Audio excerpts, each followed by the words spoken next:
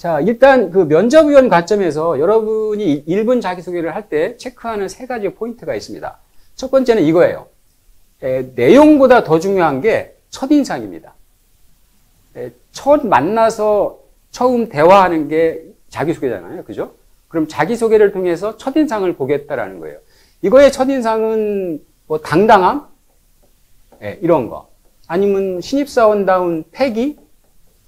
이런 첫인상이 굉장히 중요하다라는 거죠. 이걸 더 중시합니다. 임원들은. 자, 두 번째 포인트는 이겁니다. 여러분 전에 한 명이 면접을 끝내고 나갔잖아요. 그죠? 그럼 앞선 지원자와 비교해서 당신의 차별화 포인트가 뭐냐라는 거죠.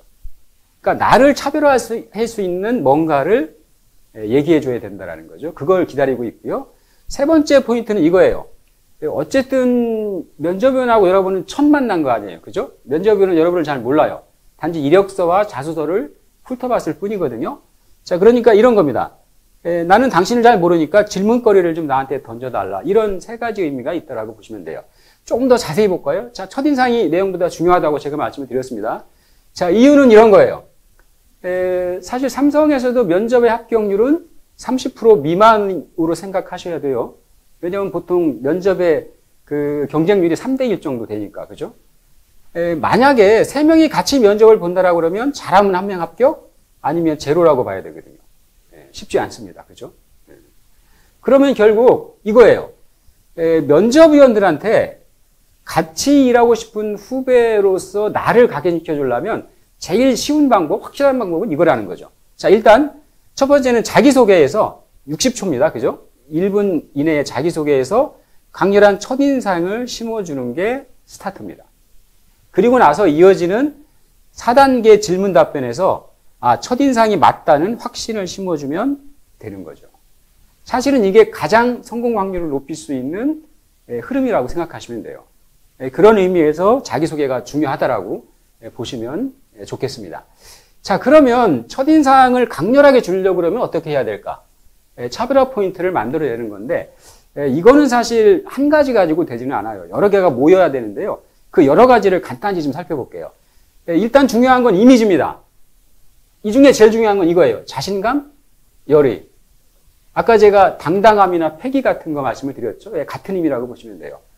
그러니까 표정이나 말투에서 자신감과 열의를 느끼게 해주는 게 중요하고요. 목소리의 톤도 중요합니다. 이렇게 저처럼 천성적으로 목소리가 좀 낮은 친구들은 한 옥타브 높여서 씩씩하게 하는 연습도 필요하고요. 말하는 속도도 중요해요. 약간 빠르면 상관이 없지만 조금 느리면 굉장히 답답하게 느낍니다. 면접위원들은. 아까 제가 얘기했죠. 대부분의 임원들이 A형에 가깝기 때문에 굉장히 성격들이 급해요. 그래서 말하는 속도가 조금 느리다고 생각이 되면 아주 답답해하죠. 말을 끊고 싶은데 면접이기 때문에 참는 경우도 많이 있거든요. 그래서 요거는 말하는 속도가 느리신 분들은 아나운서가 뉴스하는 속도 있죠. 그걸 참고해서 연습을 꼭 좀 해주시기를 부탁을 드리겠습니다. 자, 시각적인 요소도 중요합니다. 이 중에 살아있는 눈빛, 이거 필요합니다. 굉장히 중요해요. 그렇다고 면접위원 꼬나보라는 얘기는 절대 아니에요. 눈싸움 하면 안 되고요. 대신에 살아있는 눈빛으로 아이 컨택을 피하지 말라라는 거죠. 되게 중요하고요. 그리고 전반적으로 밝은 인상을 보여주는 거, 그리고 손동작도 연습을 좀 하셔야 돼요. 그러니까 왜냐하면 30분 동안 사실은 무릎 위에 놓고 얌전히 있는 것도 그다지 좋은 건 아니거든요.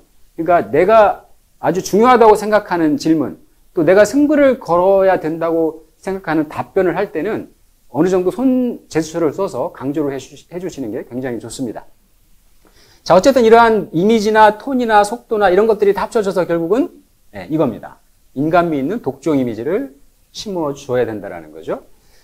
자, 세 번째 자기소개의 포인트는 질문거리예요. 결국 저는 이 질문거리를 던져주는 가장 좋은 방법은 자소서의 내용을 활용하라는 겁니다. 이거는 선생님들마다 약간 좀 견해가 다를 수는 있습니다. 이건 뭐 제 경험에서 제가 말씀을 드리고 제언을 드리는 건데요. 자, 삼성은 이런 주제로 돼 있죠? 1번 주제가 지원 동기하고 포부가 돼 있고요. 그죠? 자, 2번이 성장 과정, 3번 사회 이슈, 4번 직무 경쟁 이렇게 돼 있잖아요. 근데 저는 이 자소서에 대한 거를 컨설팅을 할 때 이 얘기를 꼭 합니다. 결국 첫 번째 이미지를 주는 게 지원 동기라는 거죠. 근데 저는 이 지원 동기를 잘 쓰려고 그러면 이렇게 해야 된다는 거죠. 지원 동기도 물론 들어가야 되지만 이 성장 과정에 중요한 내용하고요. 특히 직무 경쟁력에서 어필해야 될 내용이 지원 동기에 포함을 시키라고 얘기를 합니다. 그래서 이렇게 쓴 자기가 자소서에 지원 동기를 이렇게 썼다라고 그러면 저는 이걸 요약해서 활용을 하라고 그래요. 1분 자기소개에. 제가 왜 지원 동기에 나의 경쟁력을 넣으라고 그럴까요? 그건 이것 때문입니다. 사실은 여러분이 지원 동기를 쓰려고 그러면 나의 가치관하고 이렇게 연동시켜버리는 게 제일 중요한데 어쨌든 키워드를 좋은 걸 많이 찾잖아요. 그죠? 이런 거죠. 면접위원 입장에서는 지원 동기는 사실 어찌 보면 말을 포장한 거라고 생각을 해요. 이거는 누구나 좋은 키워드를 갖다가 대면 말할 수 있잖아요. 그죠? 그러니까 지원 동기는 오히려 짧게 얘기하고 더 중요한 건 이겁니다. 나의 노력과 경험이죠. 그러니까 지원 동기에 걸맞게 내가 삼성 반도체에 지원하기 위해서 그동안 노력했던 결과가 뭐냐, 성과가 뭐냐라는 거죠. 이게 경험이잖아요. 그죠? 결국 이거는 과거의 나의 경험이기 때문에 면접위원들이 신뢰하는 건 여러분이 말을 잘하는 게 아니고요. 오히려 지원하기 위한 노력이나 결과, 내 경험을 진솔하게 얘기해 주는 게 훨씬 더 신뢰도를 높일 수 있다는 겁니다.